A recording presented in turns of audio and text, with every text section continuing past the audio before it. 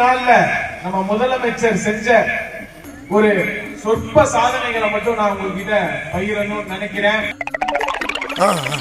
ரூபாய் 1,00,000 கோடியே டெல்டா 1,00,000 கோடியே டெல்டா. என்ன சார் ஒண்ணுமே புரியலையே சார்.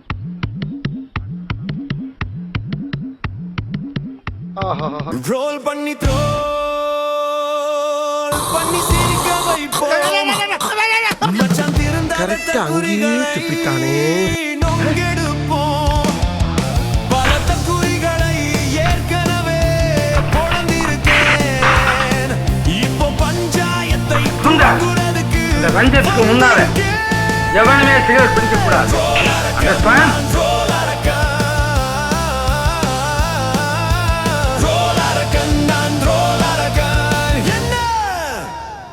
மாமா ஸ்டார்ட் பண்ணலாமா? இல்ல புரியல. 1,00,000 கோடியே டெல்டா. எங்களோட கில்லி, எங்களோட கத்தி, எங்களோட அண்ணன் AM PM எது எது என்று பார்க்காம உழைக்கும் நீங்கள் தான் PM பிரதமர். மாவட்ட அமைச்சர் ஜெகதீஷ் இன்றைய CM நாளைய PM சொல்லியிருக்காங்க. பிரைம் மினிஸ்டரா விஜய் தான் முன்னிறுத்துறாங்க. ராகுல் காந்தி தமிழக ஏற்றுக்கொள்றாங்க. அவங்க இன்னும் அந்த எல்லாருமே ரசிகர் பண்ற போட்ல இருக்காங்க. குறும்பு குறும்பு அந்த விளையாட்டுத்தலம் போகவே இல்லப்பா. எது கத்துறானே தெரியாத கத்துறான். கொடுத்ததெல்லாம் கொடுத்தார். இன்றைக்கு துயரமான நேரத்துல கத்திட்டு இருக்கிறாங்க. இவர் யாருக்காக கொடுத்தார்? இவருடைய சட்டமன்ற உறுப்பினருடைய நிலைமை இப்படி இருக்குது. அதெல்லாம் கொடுத்தான். அவன் யாருக்காக கொடுத்தான்? யாருக்குத்தான்? ஒருத்தருக்கா கொடுத்தான், இல்லை ஊருக்காக கொடுத்தான். மைகுமாரா பொன்மனச் செம்மல் புரட்சி தலைவர் மக்கள் திலகம் ஊருக்கே வாரி வாரி கொடுத்தாரு. அவரு இந்த பாட்டு பாடல ஓகே.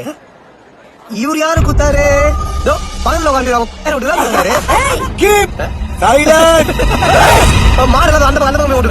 யாரை அவர் கன்சல்ட் செய்கிறார்? யாரையும் கன்சல்ட் செய்யாமலே சுயமாகவே தன்னுடைய அறிவாற்றலால் முடிவெடுக்கும் திறமை அவருக்கு இருக்கிறது என்பது 3 மாத காலத்தில் எல்லாரும் பார்த்துக் கொண்டிருக்கிறார். இந்த பேரை வெற்றிங்கிற பேரை நான் தான் செலக்ட் பண்ணி கொடுத்தேன். வாழ்த்துக்கள். எனக்கு தெரிய டிவி கேக் பேர் வச்சோம் நானு. சோ இப்படி ஓசிகார சொன்னாதான் அந்த ஃபைல் திறந்து பார்ப்பீங்களா? நல்ல நேரம் அதை பார்த்துட்டு இருக்கீங்களா?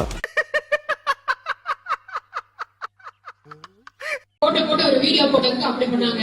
பல்ல பாருங்க, மூஞ்ச பாருங்க, என்னென்னமோ பேசுவாங்க. அவங்க யாரையுமே தப்பிக்க விடக்கூடாதுயா. அவங்க தூக்குல ஏத்தணும்யா.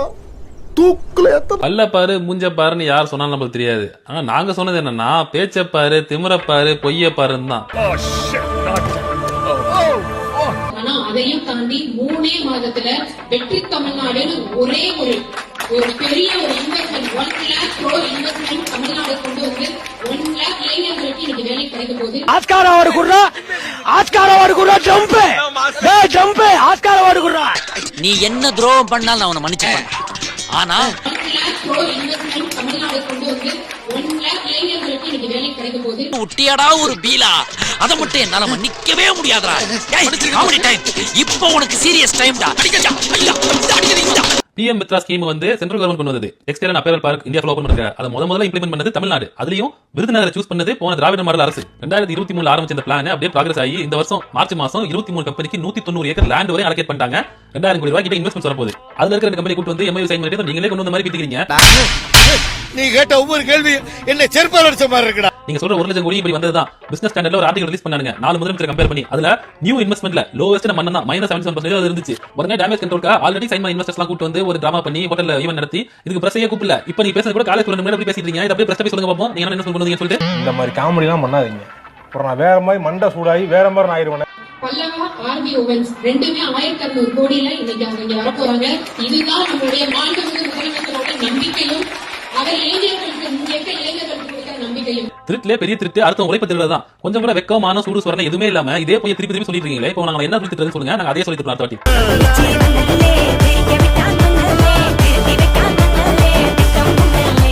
ஒரு மந்திரி எல்லாரும் பேரையும் சொன்னாங்க. இந்த ரமேஷ் ஒரு மந்திரி, அவர் தான் முதல் ஊழல் ஆரம்பிச்சவர். அவருக்கு இன்னா திமிர் இருந்தா, கொழுப்பு இருந்தா, சட்டசபையில் நீங்க கூட சுதர்சனம் காட்டுகிற போது அவர் ரைட் ஹேண்ட காமிச்சார். கேபி சங்கர் வலது கையை காமிச்சார். அவன் வலது காமிச்சு கடையை காட்டியே பேசுறது. சட்டசபையில் எல்லாருமேலையும் இடது கையை காட்டி காட்டி பேசுறான். இல்ல ஏழை இப்படி பண்றிய கிறுக்கு மெண்டல் பயிலுலா செத்த பயிலுலா மூஞ்சி மோரையும் பாரு, மூஞ்சி மோரையும். அது எவ்வளவு திமிரு, எவ்வளவு ஆணவம். இடது கையில காட்டி ஒருவன் பேசுகிறான் என்றால் ஆணவத்தின் உச்சியிலே இருக்கிறான் என்று அர்த்தம். இவனை இப்படியே விட்டா ஊர்ல இதே பண்ணிட்டு தெரியுமா? பேசாம அவனுக்கு காலை கிடைக்காம காய அடிச்சு விட்டுருங்க. வேற எதுனா சொன்னா வேற மாதிரி ஜாதின்னு சொல்லுவாங்க. ஆக அந்த ஆதிக்க திமிரோடு அவர் லெப்ட் ஹேண்ட காமிச்சு பேசுறார். உதயநிதியை பற்றி பேசுகிற போது, தலைவரை பற்றி பேசுகிற போது, திமுக காரர் பற்றி நான் அவனை பார்த்து கேட்கிறேன், அந்த கையில நீ சோறு துன்ற?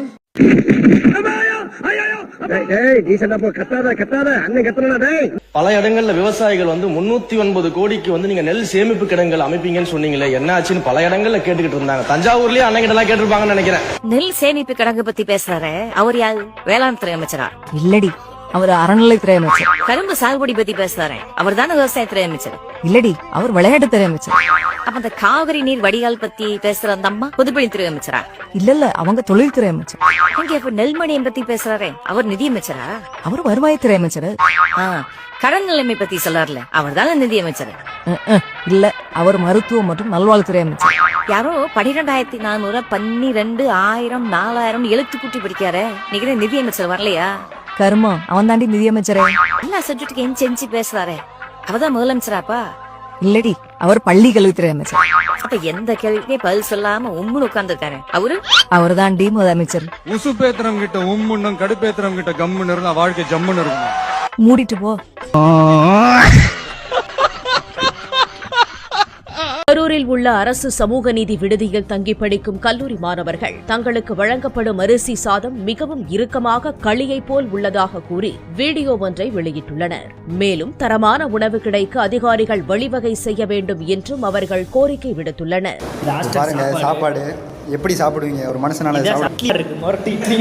இட்லி கூட இல்லைங்க, களிங்க. இது எப்படி சாப்பிடுவாங்க நீங்களே பாருங்க. மொரட்டி இட்லி போட்டா சோறு உடைய கூட மாட்டேங்குது, அவ்வளோ கெட்டியா இருக்கு. இந்த ஸ்கூல்ல கிட்டத்தட்ட 220 ஸ்டூடெண்ட்ஸ் படிக்கிறாங்க அப்படின்னு கேள்விப்பட்டேன். இந்த ஸ்கூல்ல கிட்டத்தட்ட 220 ஸ்டூடெண்ட்ஸ் படிக்கிறாங்க அப்படின்னு கேள்விப்பட்டேன். 720 தானே, 720 அதான். கடவுள் இருக்கா? கடவுள் இருக்கா சார்? பாத்துட்டு சார் அதெல்லாம் மனசுல எடுத்துக்காதீங்க. நீங்களே சிரிப்பீங்க. யாரு போட்டிருக்கா தெரியுமா? இது EPS 24/7 ப்ளூ டிக்கோட போட்டிருக்காங்க. யாரோ ஒரு பொண்ணு இந்த மாதிரி ஒரு அரகுறை ட்ரெஸ் போட்டுட்டு கார்ல ஏறாங்க. இந்த வீடியோ எடுத்து போட்டு இது யார் என்று தெரியுதா?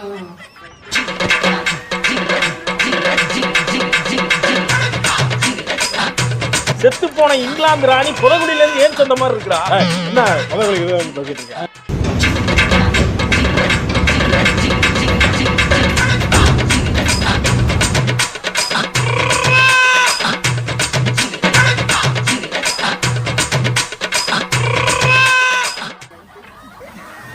எதுல EPS 24/7 ஒரு அபிஷியல் பேஜ். ஒரு பெண்ணை எப்படியெல்லாம் இழிவுபடுத்த முடியுமோ திமுகவும் அதிமுகவும் மாறி மாறி இப்ப இன்டர்நெட் எல்லாம் இப்பதான் போடுறாங்க.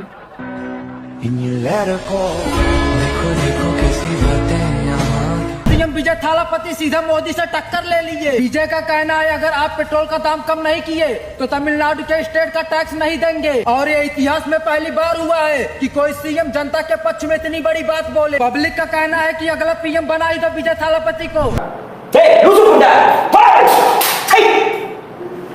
இவர் என்ன சொல்றாரு தெரியுமா? பெட்ரோல் டீசல் விலை 3 ரூபாய் ஏத்தினதும் தமிழ்நாடு முதல்வர் விஜய் இதை ஏத்துக்கவே இல்லை. பிரதமர் மோடிக்கு அவர் எச்சரிக்கை விடுத்திருக்காரு. பெட்ரோல் டீசல் விலையை ஏத்தினா மாநில வரிகள்ல இருந்து தமிழ்நாட்டுக்கு விலக்கு கொடுக்கணும்னு எச்சரிச்சிருக்காராம். உண்மை வாசப்படியை தாண்டறதுக்கு முன்னாடியே போய் ஊரையே சுத்திட்டு வந்துருன்னு ஒரு பழமொழி சொல்லுவாங்க. அது நிஜம்தான் போல. இது என்ன பிரமாதம்? இது விட பெசலைட் ஒன்னு இருக்கு, கூவுடா. विजय थालापति का फैसला सुनकर पूरा तमिलनाडु सदमे में है। अब 8 साल की लड़की हो या 18 साल की, लड़की हिंदू हो या मुस्लिम, लड़की यूपी की हो या MP की, अगर किसी बहन बेटी का रेप होता है तो रेपिस्ट को उम्र कैद की सजा नहीं, सीधे एनकाउंटर किया जाएगा. ஒழுங்கா இருக்கணும். சும்மா இங்க தேவையில்லாத வேலையெல்லாம் பேசிட்டு கூடாது. 8 வயசோ 18 வயசோ எந்த வயசு பொண்ணா இருந்தாலும் அவங்க யாரா இருந்தாலும் எந்த மாநிலத்தை சேர்ந்தவங்களா இருந்தாலும் ஜெயிலில் போட்டு அந்த வேலையெல்லாம் இங்கே கிடையாது. உடனடியாக தூக்கில் போட்டுடுறாரு, இல்லாட்டி என்கவுண்டர் தான்.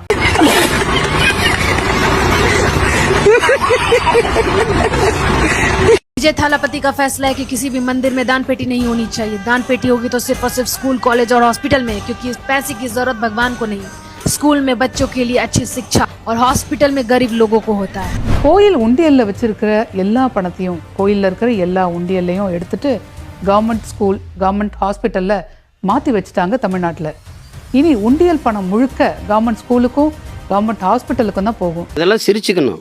அது வந்து ரொம்ப எப்படி சொல்கிறது, தனியாக உட்காந்து ரொம்ப ஆழ்ந்து சிந்திச்சுட்டு குழப்பிக்கிட்டு இருக்கக்கூடாது. அதெல்லாம் போகிற போக்கில் நகைச்சுவை, எத்தனையோ நகைச்சுவையில் வாழ்க்கையில் நடக்குது, அதை ஒரு சிரிச்சுக்கணும். विजय थालापति जो सीएम है तमिलनाडु के, उन्होंने एक बहुत ही ऐतिहासिक फैसला लिया है. उनका फैसला ये है कि अब तमिलनाडु में गौ हत्या पे बिल्कुल प्रतिबंध है. उनका ये कहना है कि तमिलनाडु में सबसे ज्यादा हिंदू लोग रहते हैं और हिंदुओं की एक आस्था उनकी गौ माता में है. तमिलनाडु के जो सीएम है वो क्रिश्चियन है, हिंदू भी नहीं है भाई, और बीजेपी पार्टी से भी नहीं आते हैं, तब भी उन्होंने ऐतिहासिक फैसला लिया.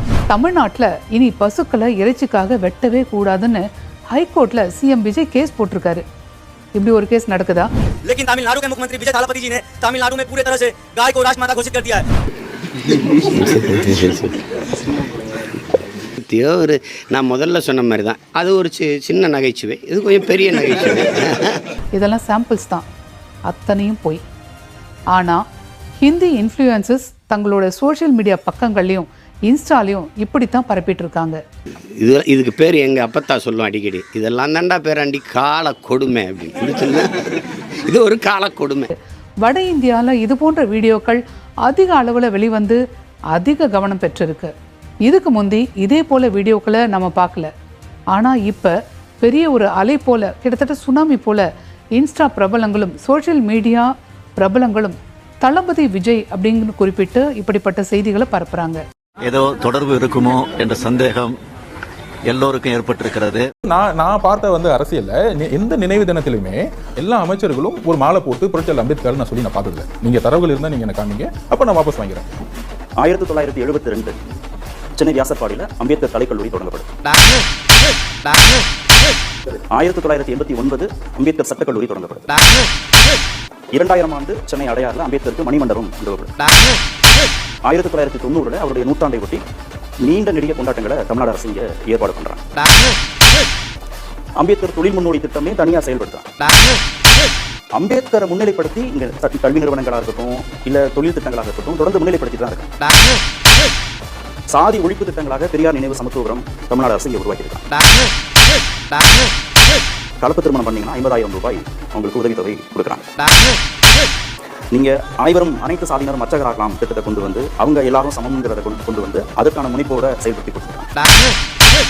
இப்படி நீங்க சுயமரியாதை திருமணத்தை ஊக்குவிக்கலாம். இப்படி ஒரு புறம் நிர்வாக ரீதியாக ஒரு அரசு என்ன செய்யணும் சாதியை ஒழிப்பதற்குன்னு நடவடிக்கை, இன்னொரு புறத்தில் நீங்களே குறிப்பிட்டது மாதிரி 2000 ஆண்டுகளாக இருக்கக்கூடிய சாதிய மனதளவில் ஒழிக்கிறதுங்கிறது ஒவ்வொரு குடிமகனுக்கான அடிப்படை கடமை.